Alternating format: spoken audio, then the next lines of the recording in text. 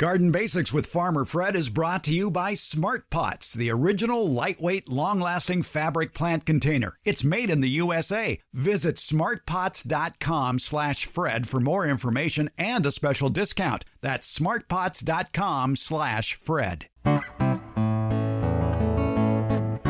Welcome to the Garden Basics with Farmer Fred podcast. If you're just a beginning gardener or you want good gardening information, well, you've come to the right spot.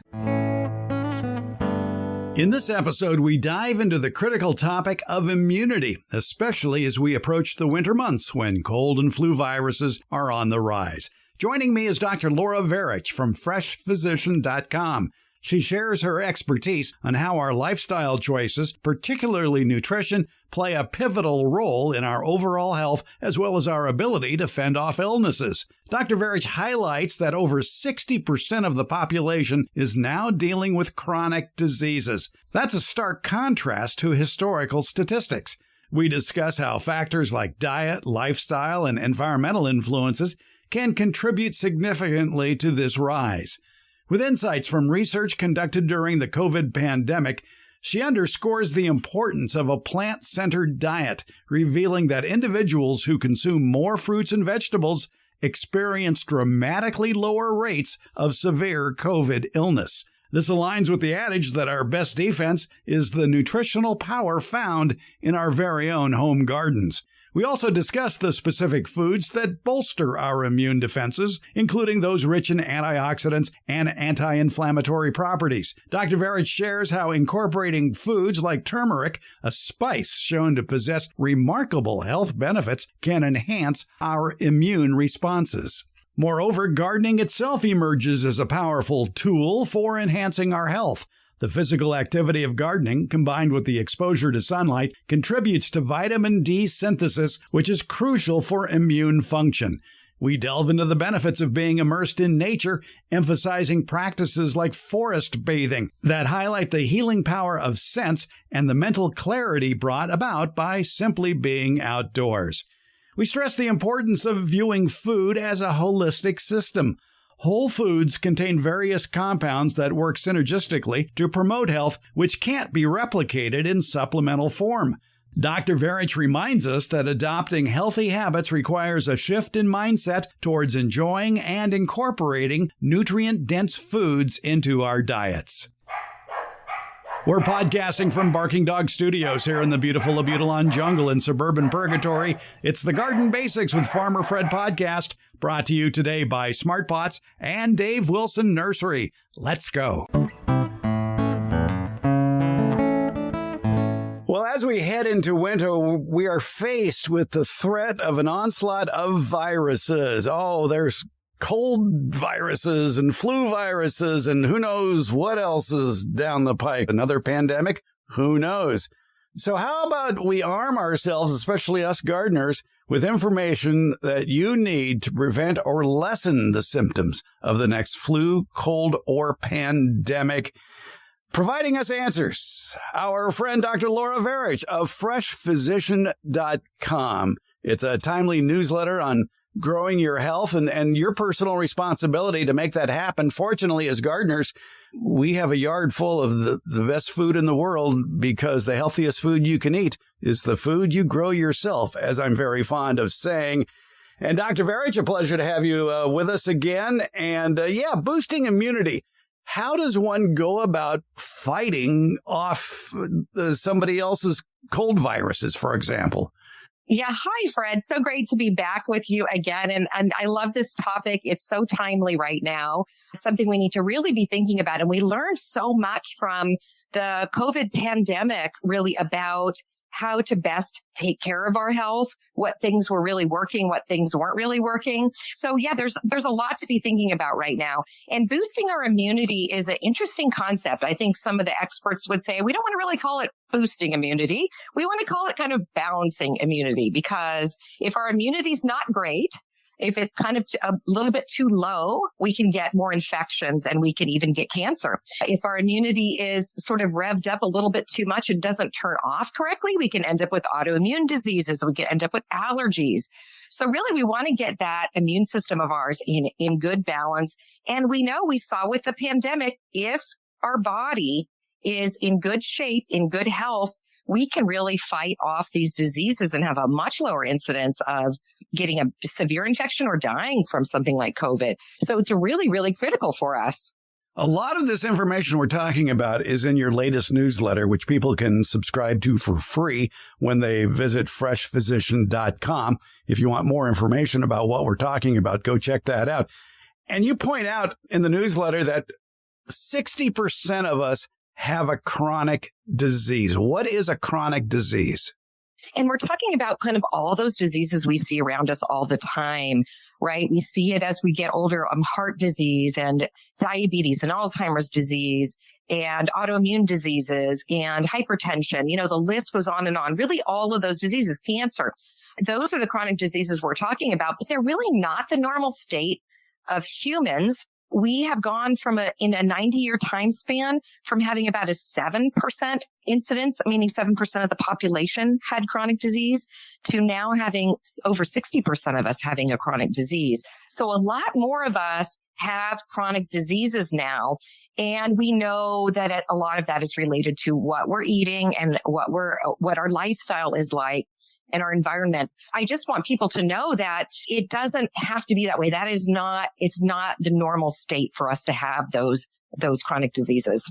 We had a lot of research done about what was happening to us back during COVID. Researchers found out a lot. And boy, oh boy, fruits and vegetables were a big part of people staying healthy. Yeah, absolutely. Can I take you on a little historical tour for a minute? Yeah. So I thought it was interesting in all my research about kind of immunity and then what happened with COVID was it was really in the 1800s. We had a couple of different theories on how to defeat things like viruses, right? So we had the theory, which we operate under today, that was put forth by Louis Pasteur. Of course, we know his name, right, from pasteurization and sort of the father of vaccination.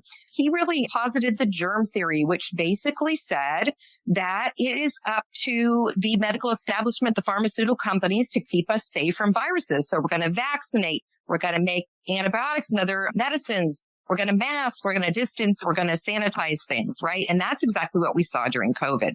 There was another theory at the time, though, called the terrain theory. And this is what put forth by Béchamp. I don't know if I'm saying that right. But both of them were together in France at the same time. They were contemporaries.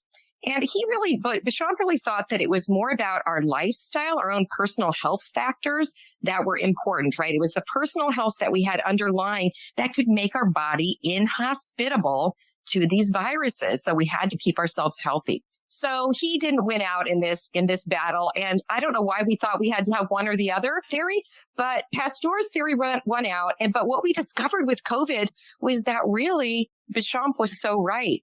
We saw that with COVID. If people had these underlying chronic diseases, they were much more likely to get sick. For example, with COVID, they were more likely to just in general get symptoms of the disease. Because sometimes you get a virus and you don't even know you had it. Your body fights it off so fast, right? So if your body's in really good shape, really good health, you just fight that virus off. People that had a chronic disease were shedding the virus for 40% longer, meaning they were making everybody else around them sick for much, much longer, right? They were able to shed the virus and pass that disease on. They were 50% more likely to have severe disease and 4 times more likely to die from COVID, having an underlying chronic disease. And we saw this, didn't we? If we had people that we knew that were pretty sick to start with, a lot of them, unfortunately, did not survive this pandemic. So we know that Béchamp was right. Also, we need to also be taking care of our health. As I was fond of saying way back when, and I still am fond of saying, shut your mouth and move your feet, which basically says eat right and exercise. Gardening provides the exercise. We can get more into that a little bit later. But also, there are foods that are better for our immune system that you can be growing in your own yard, aren't there? Yes, absolutely. Well, for sure, we saw with COVID that, as you can imagine, fruits and vegetables, like our mothers told us, eat your fruits and vegetables, right? Fruits and vegetables were key. People who ate more fruits and vegetables and even nuts were as much as 86% less likely to get COVID. People who ate more plant-centered diets were 73% lower odds of ending up with moderate to severe disease. That's like being hospitalized or dying from it, right? So much less infection and much less risk of dying from the disease. That's amazing. So just plant foods in general, really, really good for us. But we know that there's certain ones, and a lot of these we can grow in our own garden. Foods that have a high fiber, those are legumes and whole grains. A really interesting fiber food containing food are inulin containing foods. And I think, Fred, I'm sure you grow some of these. We've talked before about yacon. It's a root, right? Sunchokes, garlic, onions. Mm-hmm. And then a lot of the sulfur containing foods, which is the cruciferous vegetables. And that also includes the onion and garlic. Greens, of course, good for everything. Lots of spices. Turmeric, we definitely need to talk about because it is really a special one. Ginger and cinnamon, as well as mushrooms. So all of those foods are really, really good for boosting immunity. The research has shown us. And as doctors have been saying for years too, vitamin C rich foods like citrus and berries. Absolutely. Yeah. Vitamin C really is helpful. Yes. It's an antioxidant. And so it really helps our immune system. Well, I'm sure there are people who are listening to this who are saying, well, why do I have to grow these foods? Why can't I just pop a pill that contains fiber or inulin or vitamin C? Oh, what a good question, Fred, because isn't a pill so easy, right? Well, I think your listeners know that a lot about health and about the good nutrition that comes from a whole food. But really, when we eat a whole food, we're getting a whole bunch of this all together. And we know that the ingredients within our foods are all acting sort of synergistically. They're acting together for our health. So we can't reproduce that in any kind of a pill form. When we extract things, we're taking a small part away. Research shows over and over again that they're not as beneficial. For example, if we're talking about turmeric, if you have some turmeric that's, powdered turmeric, or you have a fresh turmeric root and you use that in your recipe, the benefits of that are enormous for our immune system, for knocking down inflammation. But we know that if you extract out one of the ingredients that we think is responsible for those actions, which is called curcumin, if you take that out and put it into a capsule, it doesn't have the same effect. It doesn't work as well at all. So it's a bunch of the things in our foods that actually already work together. Our bodies have been living with this food for as long as we've been on this earth, and know how to use it as a food. Don't really know how to use it as a little extracted component. When you wrote this column in your newsletter, I immediately went to my go-to vegetable growing expert, Master Gardener Gail Pothauer, and I asked her, have you ever grown turmeric? And she answered, no, I haven't grown it, but I have a lot of literature on it, but I am prescribed by my doctor to take the turmeric in a pill form or in a spice form in order to control my inflammation. And I go, yeah, that's probably very true. Inflammation is responsible for so many diseases. Yes, absolutely. When we talk about chronic disease, we are basically talking about chronic inflammation. Really, all of them, the underlying problem is the same. And you might have, by your genetics, a propensity to a certain disease type, like maybe more predisposed to diabetes or heart disease or something. But really the underlying problem is the chronic inflammation that's going on. So yeah, turmeric is really one of the top foods for preventing inflammation, therefore preventing chronic disease. And therefore, when our body is fighting off chronic disease, it can't fight off the infections that come by. And that's the problem. So in the same way, we are actually boosting our immunity up just by lowering that inflammation. I immediately conducted a search for turmeric, and I found it at the local grocery store. I go, well, that was convenient. So I bought a piece. It's not cheap, that's for sure. It was like a little 3-inch long piece was like $9.99.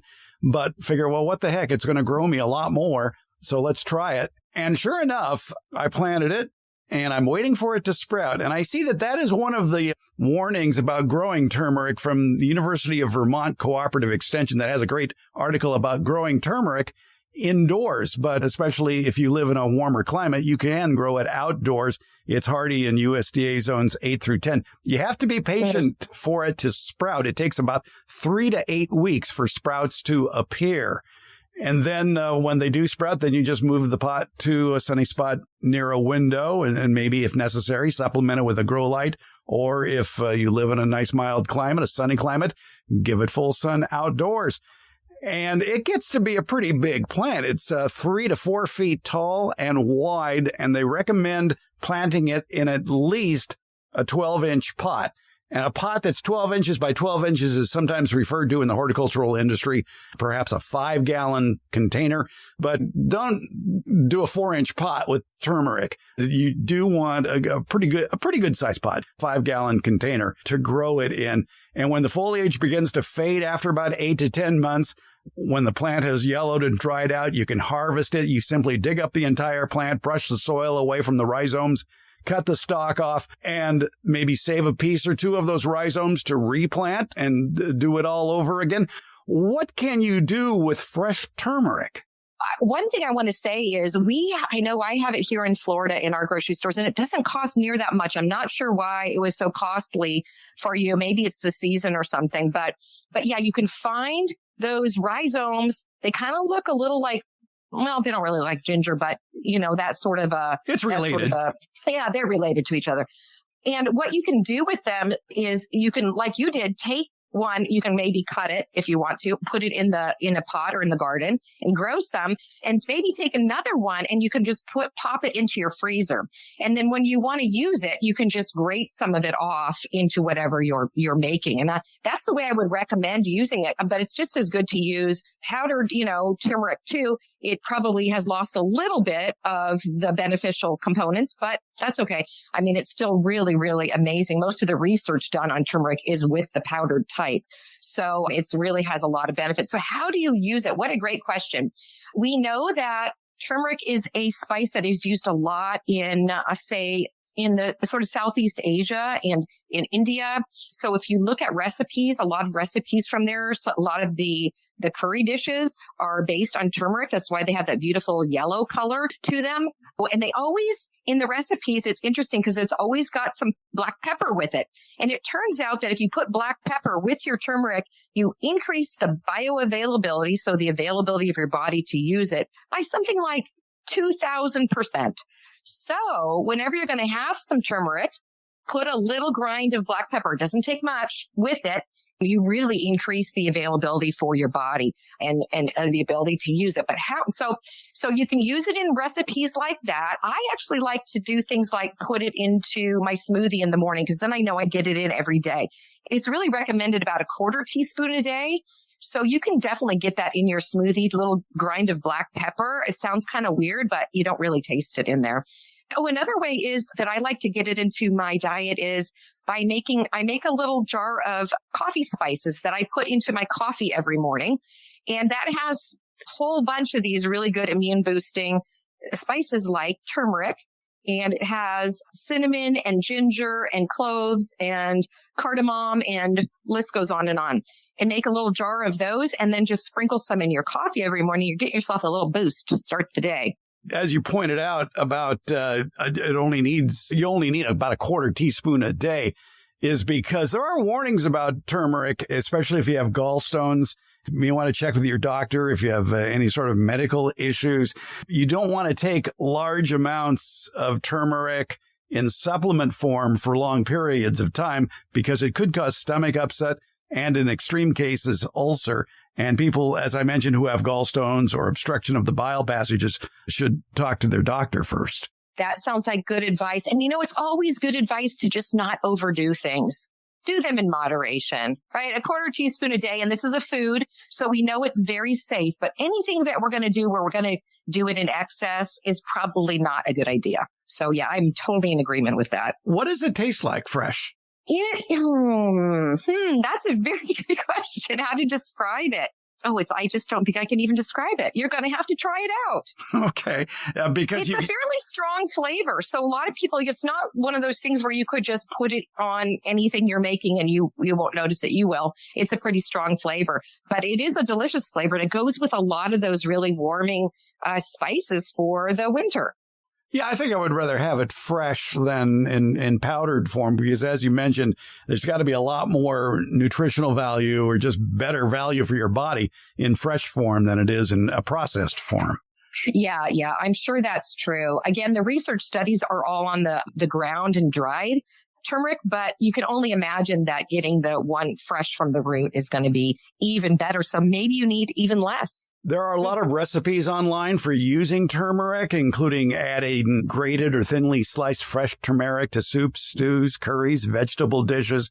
Use it in egg dishes like scrambled eggs, omelets, or egg salads. You mentioned coffee. Well, there's also turmeric tea by simmering grated turmeric with water and adding either honey, cinnamon, or black pepper, as you mentioned. And as you do, you can add it to smoothies or milkshakes. You can use it in marinades for chicken, fish, or vegetables. You can sprinkle fresh turmeric into batters for breads and pancakes.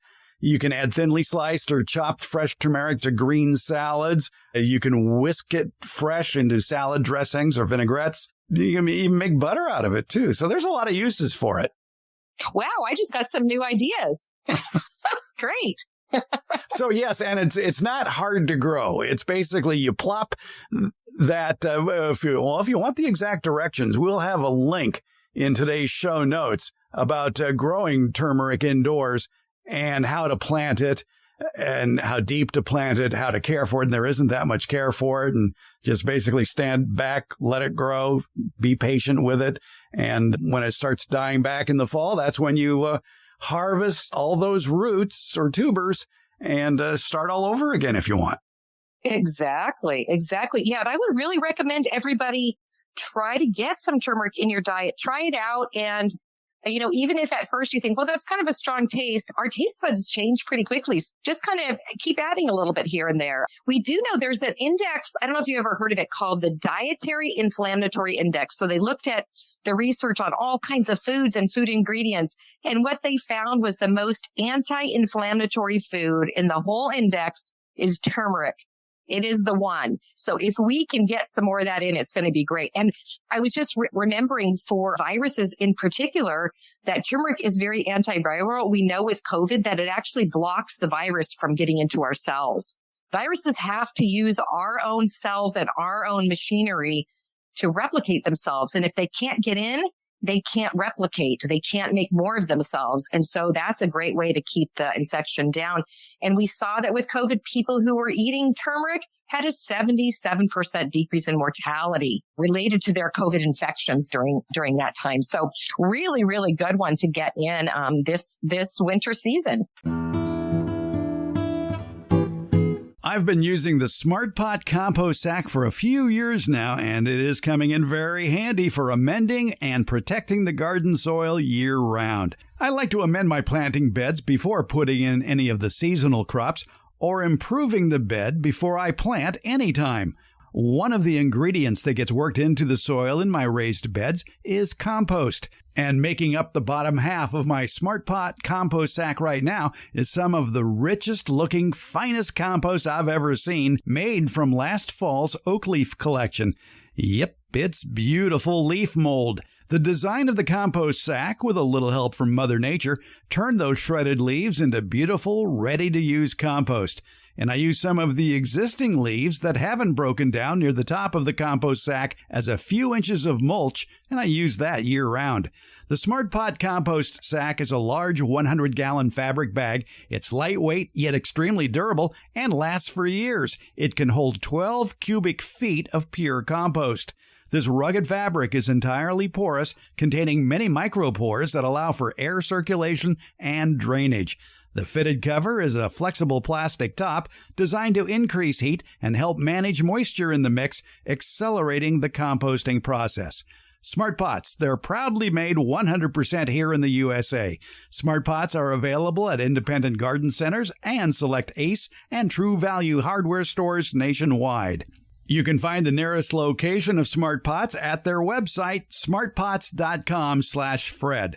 That's where you can get 10% off your Smart Pot order by using the coupon code FRED, F-R-E-D. Do it at checkout from the Smart Pot store. Visit smartpots.com/Fred for more information about the complete line of Smart Pot's lightweight, colorful, award-winning fabric containers, as well as the Smart Pot compost sack. Smart Pots, the original award-winning fabric container. Go to smartpots.com/Fred. Let's get back to our conversation with Dr. Laura Verich, the fresh physician, about how to grow your own immunity-boosting foods.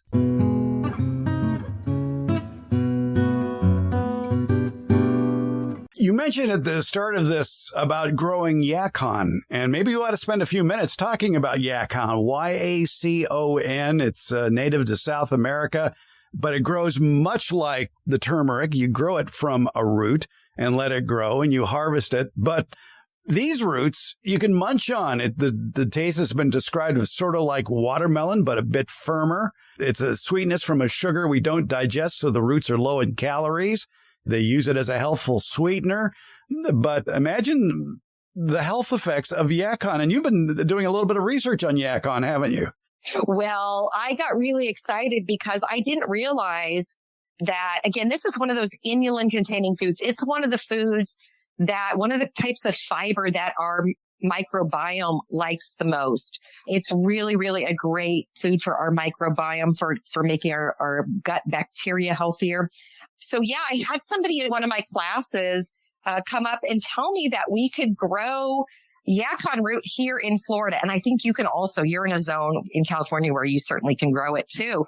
But yeah, it sounds like it's absolutely delicious, eaten fresh or cooked. And, you know, it's interesting because I have been using it. I've been buying online yacon syrup, and I put that in my coffee in the morning. So it's a sweetener made, you know, from the root, which is, I guess, must be pretty sweet. So anyway, I've been looking into it because I really want to plant some in my garden this year. But I think it's a lot like it's related to the sunchoke, right? It's in the sunflower family, I think, or at least related.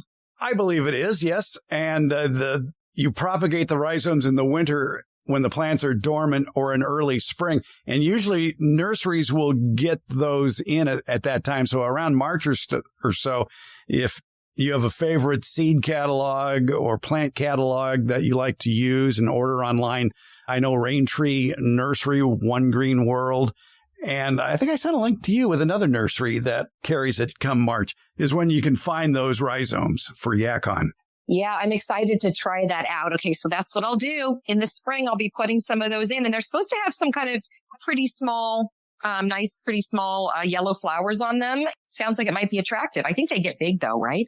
Well, as a matter of fact, as we were just talking, another master gardener, Quentin Young, who we've had on this program, who loves to grow exotic plants, exotic edibles, I asked him about growing yacon, and he just responded by saying, yes, I'm growing it, but I need to transplant it into something bigger. And he sent along a picture, and this is a huge plant. He's got it growing in a half barrel, and so he needs to get it into something bigger. It's got big leaves, and it looks to be, I'd say, probably about 5 feet tall and 5 feet wide.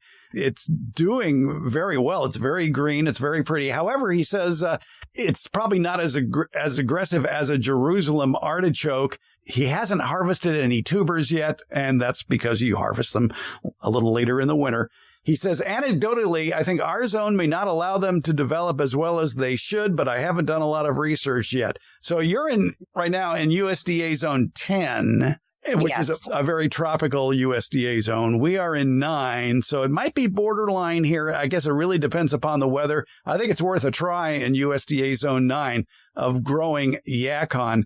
And it's a very healthy looking plant that Q has here of that yacon. So that might be something worth trying. I think so. Why not?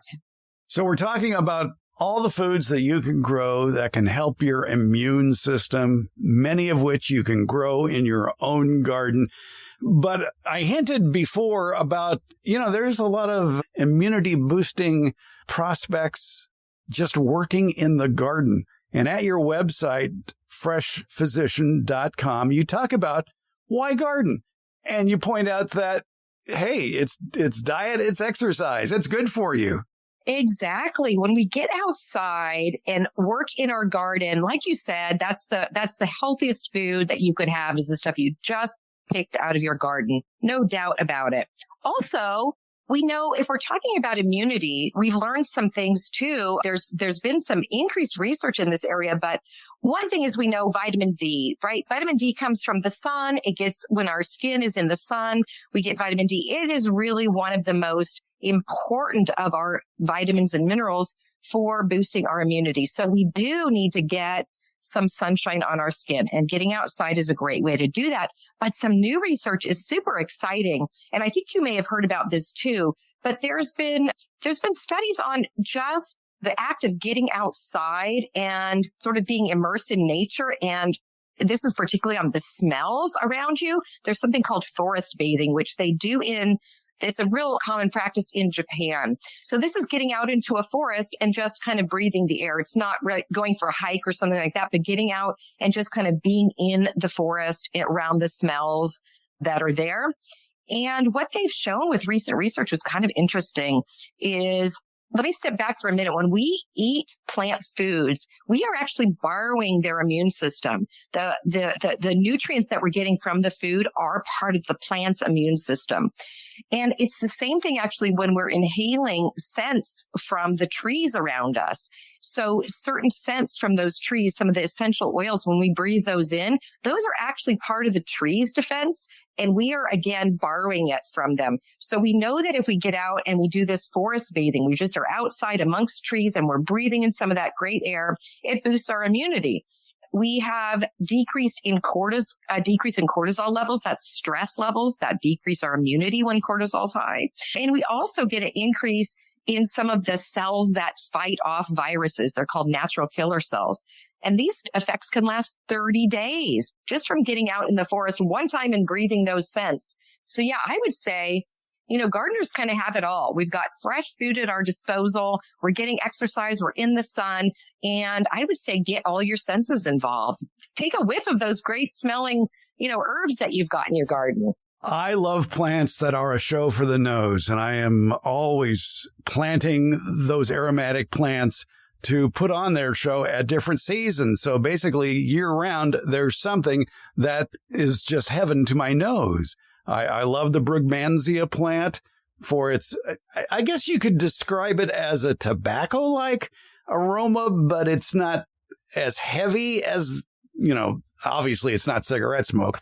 It's a rather pleasant aroma. I mean, if you grow Nicotiana, you know what I'm talking about. Well, Brugmansia is much the same way, except on a massive level, because this shrub gets to be about 8 to 10 feet tall with these wonderful pendulous yellow flowers that hang from it. And the scent comes alive as the sun is going down. So late afternoon, early evening, it's wonderful. Another plant that's a show for the nose that I really like and put next to a doorway is the Magnolia figo, formerly known as Michaelia figo, also known as the banana plant. Now, we're not talking about growing bananas. It's a banana scent that the flowers have on the Magnolia figo. And it is just wonderful. And it is putting on a show in April. And they're small flowers. You can barely see them, but you can notice the aroma downwind for yards and yards away. And people are always walking by the front yard going, what is that aroma? It's wonderful. Well, it's right next to you. It's the Michaelia figo, also known as the Magnolia figo, also known as the banana shrub. So those are two of my favorite shows for the nose. And you're right. It's all a matter of immersing all your senses, which when I was having a discussion about forest bathing with someone, and I mentioned that riding the American River Bike Trail, which is a 32-mile long trail that goes along the American River from Folsom all the way down to Discovery Park, you are no car traffic around. It's like you're in a forest. It's like you're in a riparian area with the American River and trees around you. And it's just wonderful. And I said, well, that's forest bathing. And they said, it's only forest bathing if you get off your bike and really immerse yourself in the plants. So I've started to take more breaks now when I'm riding in the forest. Yeah, no, I agree. I think anytime you can just sort of stop and smell the roses, right? Yeah. But yeah, no, we do know. I think all of us have that sense when we are outside in nature and when we're breathing in some of those wonderful scents that it's calming to us and that it's healthy for us. We feel better. And it's actually true. We see that in our body, that we're decreasing stress levels and we're increasing some really healthy processes. So pretty amazing stuff. And I'm sure we're just going to keep learning more.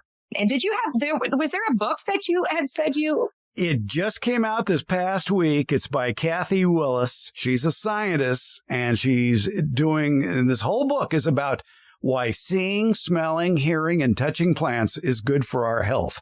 The name of the book is Good Nature. Kathy Willis is based in England. I'm hoping to get her on this program to talk more about that book. It's a wonderfully written book. It's an easy flowing book, too, very conversational. And she has come across many scientific studies that show the benefits of being among the sights and the sounds and the smells of nature. I love that. Wouldn't that be great if you could get her on the show? I'm sure you can. That's exciting. It would just be a big time difference. That's all, since she's in England. Yeah.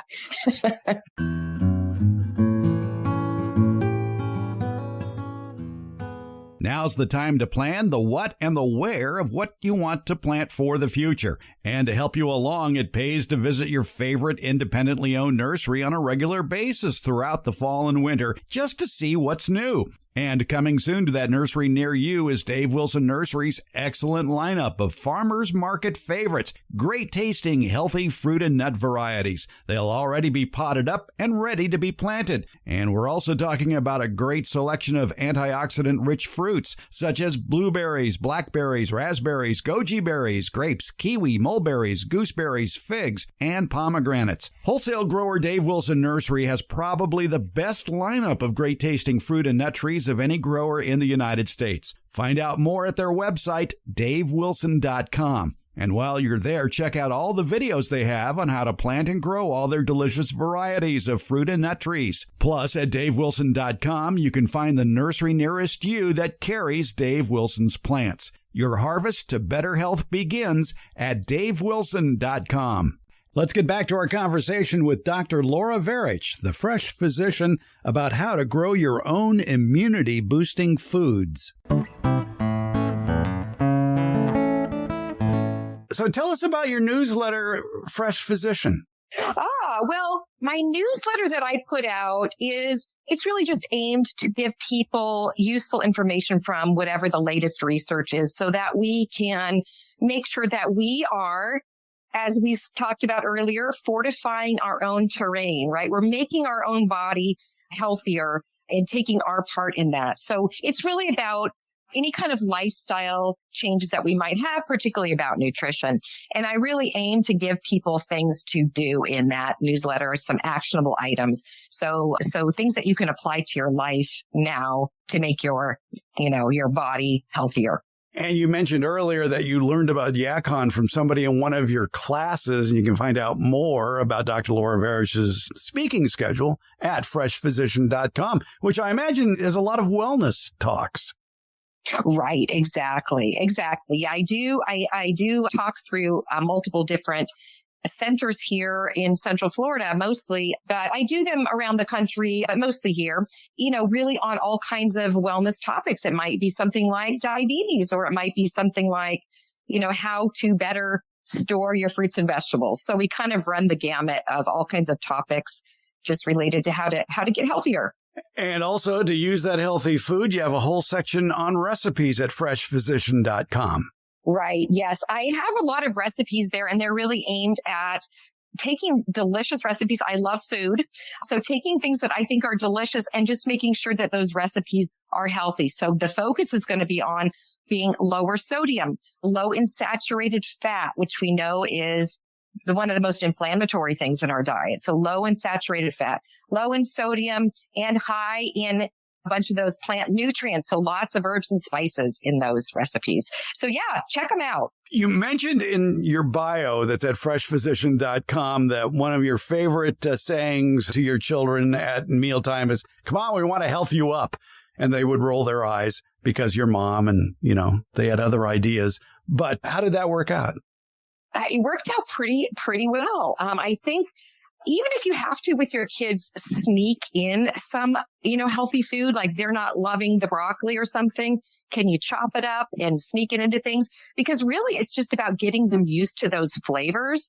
And then with time, they are going to, when they are exposed to that flavor again later, maybe as a whole piece of broccoli, they're not going to balk at it. They're actually going to have some receptors that are going to be used to that flavor and are going to learn to like that flavor. So it worked out really well for me in that both my girls are pretty health conscious. They both eat very healthfully. I'd say they're probably both maybe in the sort of somewhere between vegetarian, pescatarian category, but they eat lots and lots of fruits and vegetables. So I'm happy about that. There you go. I start off my morning every day with a high fiber cereal topped with a cup of fresh blackberries, raspberries, and blueberries. So if you start the day off right, there's a good chance you'll continue through the day. Exactly. And it gives you all that energy you need for the day too. And I really do think that if you can get a bunch of that nutrition in first thing in the morning, that's probably one of the best things that you can do for your body. Check out a lot more. It's a free newsletter, too, by the way, at freshphysician.com. Dr. Laura Verich has been our guest. We found out more about lowering the inflammation of your body so it can better resist all those viruses that travel around the country in the wintertime, the cold and flu viruses, and whatever else may be coming our way. Dr. Laura Verich, thank you so much for your time today. Thanks to you, Fred. I really, really appreciate talking with you.